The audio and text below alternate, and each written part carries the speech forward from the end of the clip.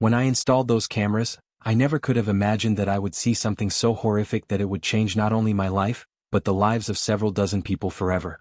Working on the cruise ship, Pacific Dream, gave me the opportunity to travel the world, but at the same time left Sarah alone at home for months. I worked as a senior mechanic responsible for engine operations, and my team depended on me. Each voyage lasted 3 to 5 months, and I always thought my wife was waiting for me. But lately something had changed. Sarah had become cold on the phone, always rushing to end the conversation. When I returned home between voyages, she seemed absent, as if her thoughts were somewhere else entirely. Before the last departure, when Sarah left for work at the hospital, she worked as a nurse, I decided to install a few small cameras in our house.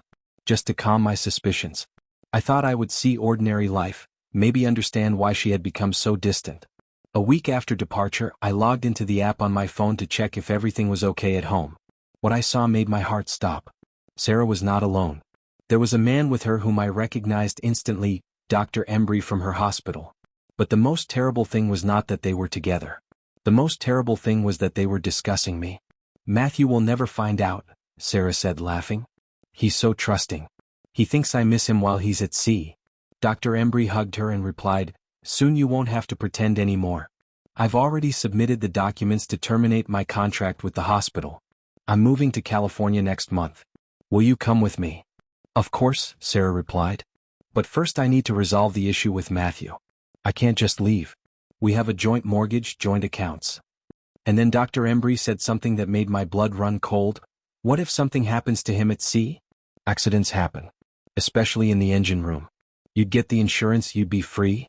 Sarah was silent for a minute, then nodded. "Maybe you're right. I just need to talk to someone on the ship. Someone who has access to the engine room." But the most shocking thing was what I learned next. Sarah picked up her phone and called someone. "Hi, Carlos. This is Sarah, Matthew's wife. Listen, I need your help with something." Carlos, that was my colleague, assistant mechanic. A person I trusted with my life every day. For the next few hours, I listened as my wife planned my murder together with her lover and my own colleague. They discussed details. How Carlos could provoke an accident in the engine room, how to do it so as not to arouse suspicion. The conversation became even more sinister as they delved into specifics. Sarah had clearly thought this through extensively. She mentioned that she had already researched my life insurance policy and knew exactly how much money she would receive. Dr. Embry had apparently done this before. He spoke with the confidence of someone experienced in manipulation and worse. "The beauty of it," Dr. Embry said, "is that maritime accidents are rarely investigated thoroughly, especially when they happen far from shore. Carlos just needs to make sure Matthew is alone when it happens." Carlos's voice on the speakerphone was cold and calculating. "I know his routines better than anyone. There's a maintenance check he always does alone in the lower engine compartment. If something were to malfunction while he's down there—" "Perfect," Sarah interrupted. "And I'll be the grieving widow. No one will suspect anything." I felt sick listening to the woman I had married for 8 years discuss my death with such casual cruelty. But I forced myself to keep listening, to gather as much evidence as possible. They continued planning for another hour. Dr. Embry revealed that he had been in relationships with 2 other women whose husbands had died in accidents. One in a construction site incident, another in a car crash. Both times, he had disappeared shortly after the funerals with significant insurance payouts. "You're quite the expert at this," Sarah said admiringly. "When you find something that works, why change it?" he replied with a chuckle that made my skin crawl. I needed time to think of a plan. I couldn't just go to the captain. I had no evidence except recordings from the cameras which might not be admissible in court. Besides, Carlos could harm me before I could do anything. But then it hit me. I remembered the features of our route. In 2 weeks, we were scheduled to dock in Miami for maintenance. Coast Guard inspectors and insurance company representatives would board the ship there. I began preparing my revenge plan. First, I copied all the recordings from the cameras to several drives. Then I started collecting evidence against Carlos, photographing him in prohibited areas of the ship, recording him violating safety rules. The most interesting thing was that Carlos didn't know about my home cameras. He thought the plan was perfect. So he started behaving strangely even on the ship, trying to gain access to places where usually only I worked, asking about repair schedules. During this time, I also began documenting everything more carefully. I started carrying a small recording device, capturing conversations where Carlos would make unusual comments about safety procedures or ask suspicious questions about my work schedule. I noticed that Carlos had begun studying the ship's layout more intensively, paying particular attention to areas where accidents might occur. He even asked other crew members about emergency protocols, claiming he wanted to be better prepared. But I could see through his facade he was planning my murder. The psychological toll was enormous. Every day I had to work alongside a man who was plotting to kill me, while knowing that my wife, the person I loved most in the world, had orchestrated the entire scheme. I had to pretend everything was normal, smile at Carlos, take his advice, even trust him with important tasks. At night, alone in my cabin, I would listen to more recordings from home. Sarah and Dr. Embry had become increasingly comfortable, spending entire evenings together in my house, in my bed, discussing not just my murder but their future life together. In one particularly disturbing conversation, Sarah mentioned that she had already started looking at houses in California. "I want something with a pool," she said. "Matthew always said pools were too expensive to maintain." "Well, he won't have to worry about that anymore." Dr. Embry laughed. "We'll have plenty of money for whatever you want. Insurance, the house sale, your husband's savings, will be set for life." They had even discussed what Sarah would wear to my funeral. "I need to look devastated but not too devastated," she said. "Grieving widow but not so much that I can't function. I still need to handle all the paperwork quickly." 3 days before arriving in Miami, I made an unexpected move. I approached Carlos and said, "Listen, Sarah told me you called her. Thank you for taking care of her while I'm away." Carlos was confused. "Oh, yes, of course. Just wondering how things were going." "I understand," I said with a smile. "By the way, tomorrow I need help repairing the main engine. Can you stay after your shift?" Carlos nodded, not suspecting that I was setting a trap for him. The next day I arranged everything so that our work took place under several of the ship's surveillance cameras. I asked Carlos to hand me a heavy tool located in a dangerous zone. When he approached, I made an unexpected movement, as if I stumbled, and Carlos almost fell into the mechanism. "Careful," I shouted, catching him. All of this was recorded on cameras.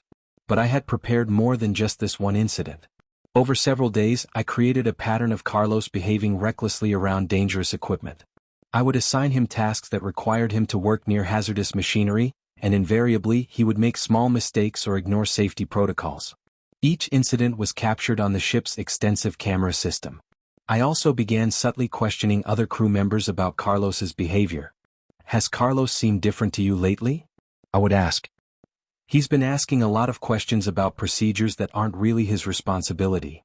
Slowly, I built a narrative that Carlos was becoming increasingly unstable and dangerous. When crew members started noticing his odd behavior on their own, my plan was working perfectly. Later, I approached the captain's first mate and said, "I think something's wrong with Carlos. He's acting strange, asking about things that don't concern his work. Maybe we should keep an eye on him?" Meanwhile, I continued gathering evidence from home. Sarah and Dr. Embry had become even more brazen, discussing not just my murder but other aspects of their criminal partnership. In one recording, Dr. Embry revealed that he had been embezzling money from his medical practice for months, preparing for their escape to California. "I've been overcharging insurance companies and keeping the difference," he admitted. "By the time anyone notices, we'll be long gone." Sarah, for her part, had been stealing medications from the hospital where she worked. "Small amounts," she explained, "but I've been selling them to supplement our escape fund. Every little bit helps." I realized I was dealing with two career criminals who had been planning this for far longer than I had initially thought. This wasn't just about an affair gone wrong, these were dangerous people who had made a living out of destroying lives. When we arrived in Miami, I requested a meeting with the inspectors. I showed them all the recordings from home and from the ship. I told them about the plan for my murder, about the conspiracy between Sarah, Dr. Embry, and Carlos. But the most cruel part of my plan was what I did with Sarah. Instead of just turning the evidence over to the police, I decided to play her own game. I called Sarah and said I was having problems on the ship, that I was being detained in Miami for a few days due to an investigation of an accident with another crew member. "Don't worry," she said in a sweet voice. "I'm waiting for you." Meanwhile, the police were already aware of everything. They had set up wiretapping on Sarah and Dr. Embry's phones. When Sarah informed Embry about my delay, he said, "Wonderful. This gives us more time. Carlos will do his job when Matthew returns to the ship." But Carlos had already been arrested in Miami. The inspectors found tools in his belongings that he planned to use to create an accident. They also found detailed notes about the ship's layout, my work schedule, and potential scenarios for my death. During Carlos's interrogation, he revealed even more disturbing details. He confessed that this wasn't the first time he had been involved in such a scheme. 2 years earlier, on another cruise line, he had been part of a similar plot that resulted in the death of a fellow crew member. That case had been ruled an accident, and Carlos had received a substantial payment for his role. The FBI investigation expanded rapidly.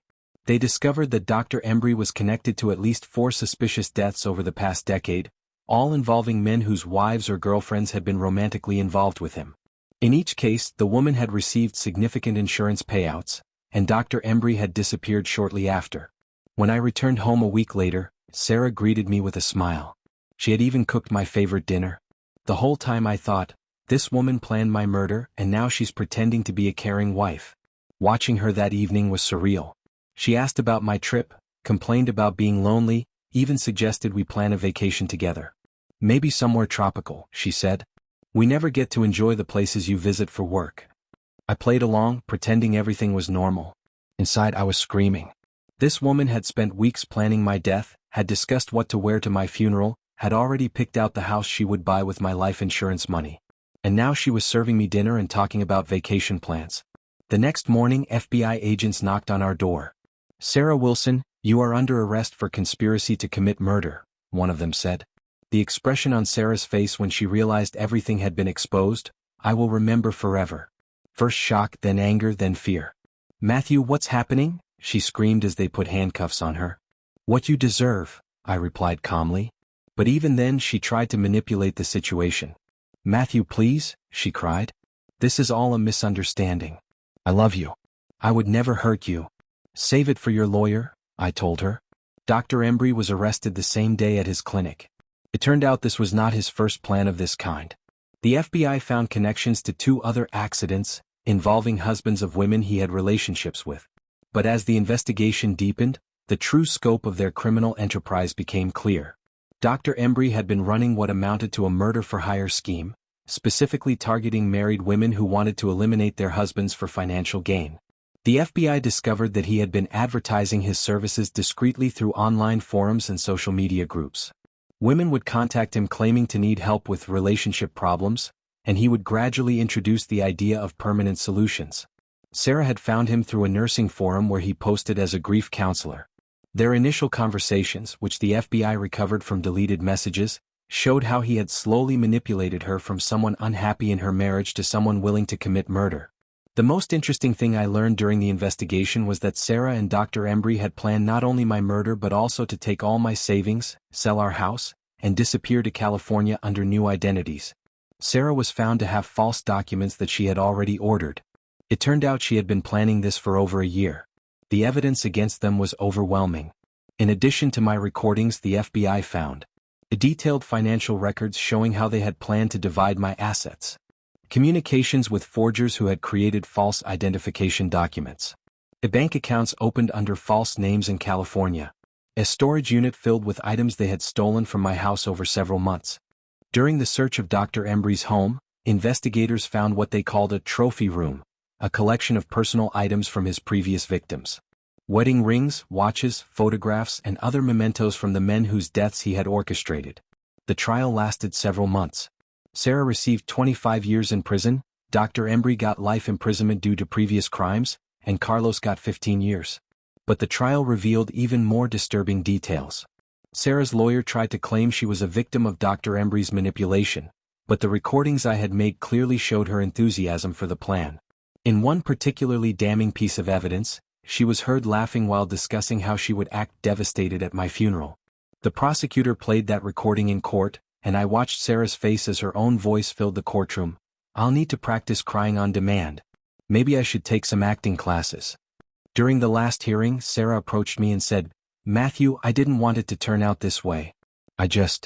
Save it for the prison psychologist, I interrupted her. When I signed the divorce papers, I thought about how quickly life can change. Just a few months ago, I considered myself a happily married man. Now I understood that I had been living with a stranger capable of murder for money. But the aftermath of the trial brought additional revelations. Several other women came forward, claiming they had been approached by Dr. Embry or similar schemes. The FBI launched a broader investigation into what they termed spouse elimination networks, organized groups that helped people murder their partners for financial gain. My case became a catalyst for a much larger investigation that eventually led to dozens of arrests across multiple states. The media attention was intense, and I found myself testifying not just in Sarah's trial, but in several related cases. The psychological impact was devastating. I had to undergo months of therapy to deal with the trauma of discovering that the person I trusted most in the world had wanted me dead. The betrayal was complete, not just romantic but existential. Everything I had believed about my life, my marriage, my safety in the world, had been a lie. I quit my job on the cruise ship. I couldn't trust the people I worked with anymore. I sold our house and moved to another state. Sometimes I receive letters from Sarah in prison. She asks for forgiveness, says she still loves me. I don't read them. I just throw them away. The letters started arriving about 6 months after her sentencing. At first they came weekly, then monthly. In the few I did read before deciding to stop, Sarah claimed she had been brainwashed by Dr. Embry, that she never really wanted to hurt me, that she still loved me and hoped we could reconcile when she got out of prison. It was all lies, of course. I had hours of recordings proving that she had been an enthusiastic participant in planning my murder. But the letters showed that even after being caught and convicted, she was still trying to manipulate me. Other family members tried to maintain contact with me, claiming that Sarah had always been a good person who had just made a terrible mistake. Her sister called me repeatedly, begging me to visit Sarah in prison. Her mother wrote letters asking me to forgive her daughter. But they hadn't heard what I had heard. They hadn't listened to their beloved Sarah laughing while discussing the details of my death. They couldn't understand that the woman they remembered had never really existed, or if she had been completely consumed by greed and selfishness. The most terrifying thing about this story is not that someone wanted to kill me. The most terrifying thing is that the person I trusted most in life could look me in the eyes and plan my death. Now I live alone in a small town in Oregon. I work at a local car repair shop. It's quiet, peaceful work. No cruises, no long business trips. Sometimes people ask if I'm lonely. I tell them it's better to be alone than with someone who can betray you in the most cruel way. The small town life suits me. I've become something of a local fixture, the quiet mechanic who keeps to himself but does excellent work. People respect my privacy, perhaps sensing that I've been through something traumatic, though I've never told anyone the full story. I've learned to find peace in simple things. The satisfaction of fixing an engine, the quiet of early morning coffee, the reliability of routine. These small pleasures feel precious now, in a way they never did when I took them for granted. Sometimes, late at night, I think about the life I thought I had. The marriage I believed was solid, the future Sarah and I had planned together, the children we had talked about having. All of it was built on lies, but the grief for what I thought I had lost is real nonetheless. I've started dating again, slowly and carefully. Trust doesn't come easily anymore. Every relationship feels fragile, temporary, conditional. But I'm learning to recognize genuine affection from manipulation, real intimacy from performance. The woman I'm seeing now, Maria, knows about my past. I told her early on, figuring she deserved to know why I sometimes wake up in cold sweats, why I'm careful about sharing financial information, why I insist on transparency in all things. She was horrified by the story, but she stayed. That means something. 3 years have passed since the trial. The nightmares come less frequently now. I can sleep through the night more often than not. The hypervigilance that kept me constantly looking over my shoulder has faded to a manageable awareness. I've learned that healing isn't about forgetting or forgiving. It's about building a new life on the ruins of the old one, using the hard-won wisdom that comes from surviving betrayal. Every day I choose to trust someone, even in small ways, is a victory over the darkness Sarah tried to pull me into. The mechanic shop where I work has become like a second home. My coworkers are good people, straightforward, honest, reliable. We don't talk much about personal things, but there's a camaraderie and shared work that feels authentic in a way my marriage never did. I've also found purpose in helping others who have been through similar experiences. I volunteer with a support group for people who have survived intimate partner violence. My story is extreme, but the underlying dynamics, the manipulation, the gaslighting, the erosion of trust, are familiar to many. It's strange how something so devastating can eventually become a source of strength. I'm not grateful for what happened, but I'm grateful for who I've become because of it. Stronger, more aware, more appreciative of genuine human connection. Sometimes I wonder what would have happened if I hadn't installed those cameras, if I had remained oblivious to Sarah's plan until it was too late.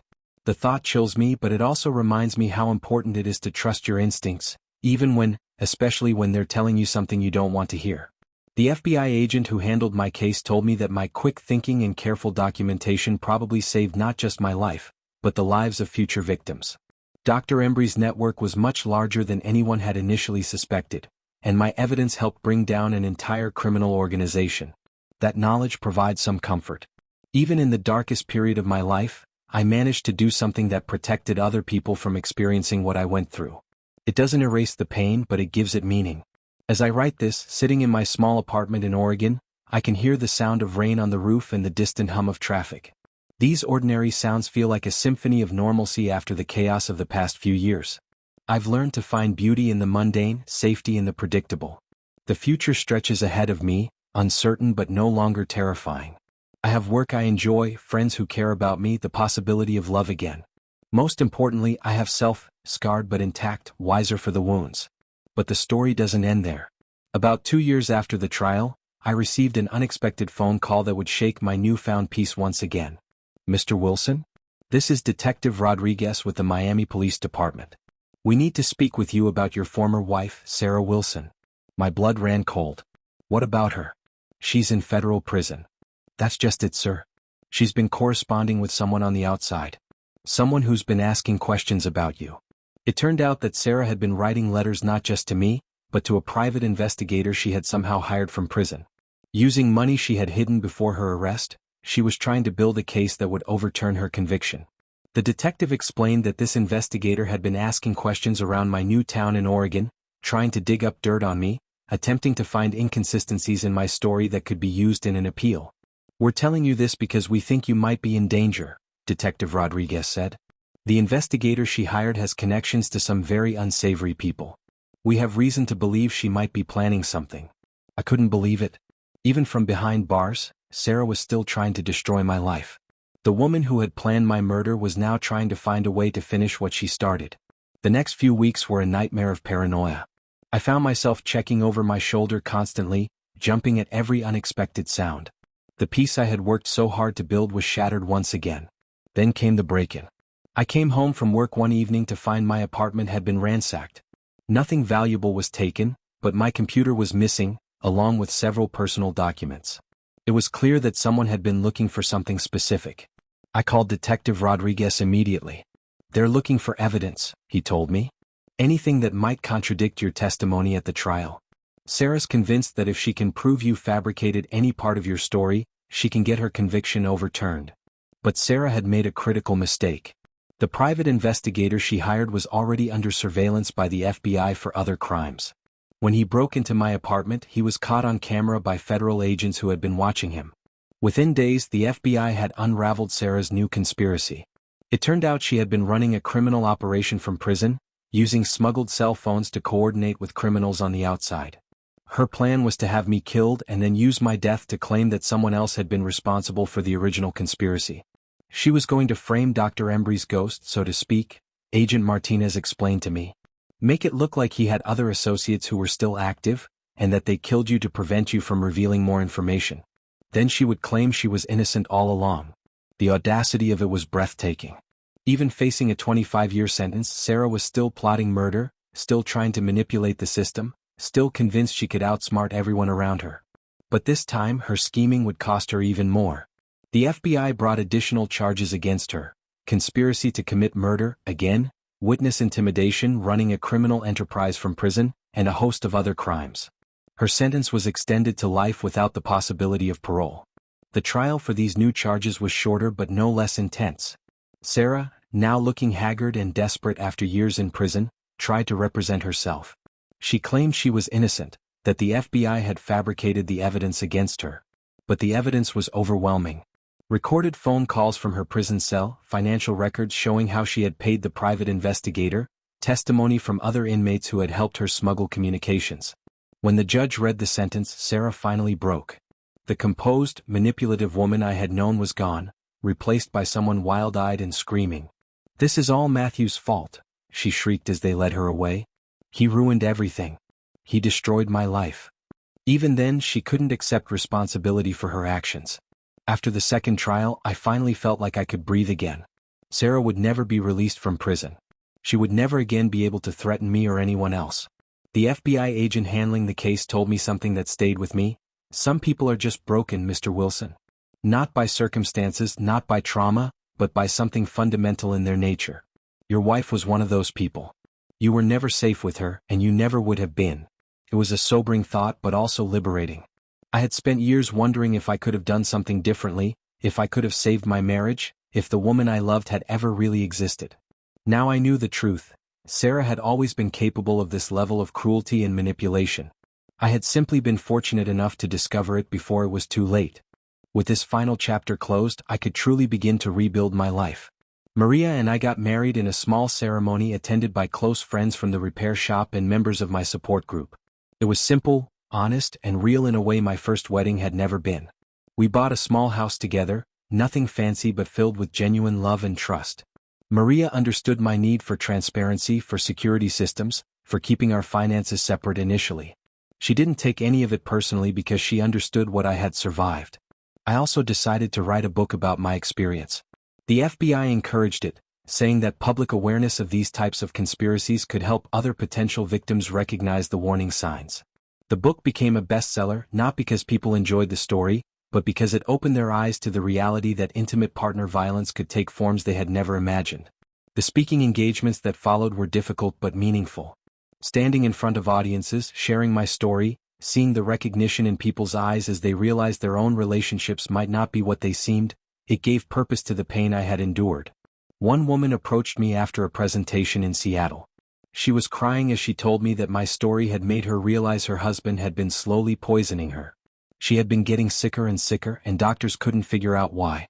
After hearing about Sarah's methodical planning, she started paying attention to her husband's behavior and realized he had been putting something in her morning coffee. She went to the police, they tested her hair for toxins, and sure enough, she had been ingested small amounts of arsenic for months. Her husband was arrested and eventually confessed to trying to kill her for her inheritance. "You saved my life," she told me through her tears. Stories like that made everything I had been through worthwhile. If my nightmare could prevent even one other person from becoming a victim, then maybe there was meaning in the suffering. 5 years after the original trial, I received one final letter from Sarah. This one was different from the others, shorter, more desperate, written in handwriting that looked shaky and uncertain. "Matthew," it read, "I'm dying. Cancer. The doctors say I have maybe 6 months. I know you'll never forgive me and I don't deserve forgiveness. But I need you to know that somewhere, buried deep inside the monster I became, there was a woman who loved you. She got lost along the way, consumed by greed and selfishness and the influence of evil people. But she existed once. That's all I wanted you to know." I stared at the letter for a long time, feeling nothing. No sadness, no anger, no relief. Just emptiness where emotions about Sarah used to live. I never wrote back. 2 months later, I received a notification from the prison system that she had died. I felt the same nothing. Maria asked if I wanted to attend the funeral. Sarah's sister had reached out, saying they were holding a small service and I was welcome if I wanted closure. "No," I told her. "I got my closure years ago." Instead, that day Maria and I went hiking in the mountains. We packed a lunch, found a beautiful overlook, and spent the afternoon talking about our future. We discussed maybe starting a family, maybe traveling, maybe expanding our house to include a workshop where I could restore classic cars as a hobby. It was a perfect day, sunny, clear, full of possibility. As we sat on that mountain looking out over the valley below, I realized that this was what happiness actually felt like. Not the desperate, clinging emotion I had mistaken for love with Sarah, but something calm and sustainable and real. That evening as we drove home, Maria reached over and took my hand. "I'm proud of you," she said quietly. "For what?" "For surviving. For rebuilding. For choosing to trust again despite everything that happened to you." I squeezed her hand, thinking about the long journey that had brought me to this moment. The betrayal, the fear, the anger, the slow process of healing, and finally, the discovery that it was possible to love again without losing yourself in the process. Sarah is gone now, along with all the pain and chaos she brought into my life. But I'm still here, stronger and wiser and surrounded by people who genuinely care about me. Sometimes people ask me if I regret installing those cameras, if I wish I had remained ignorant of Sarah's true nature. The answer is always no. The truth, no matter how painful, is always better than living a lie. Those cameras didn't destroy my marriage, they revealed that there had never been a real marriage to begin with. They didn't ruin my life, they saved it quite literally. Now, as I write the final words of this story, I can hear Maria humming in the kitchen as she makes dinner. The sound is sweet and ordinary and perfect. It's the sound of a life built on truth, on trust, on the hard-won knowledge that real love doesn't require deception or manipulation or violence. It just requires two people willing to be honest with each other, day after day, year after year. And that, finally, is exactly what I have. Thank you for watching the video to the end. Maybe YouTube will no longer offer you my channel, so subscribe to it by clicking subscribe on the right under the video to receive new interesting stories. Also on the right of the video there is a playlist with other interesting stories that you can listen to, and you can also write in the comments what stories you would like to see on the channel.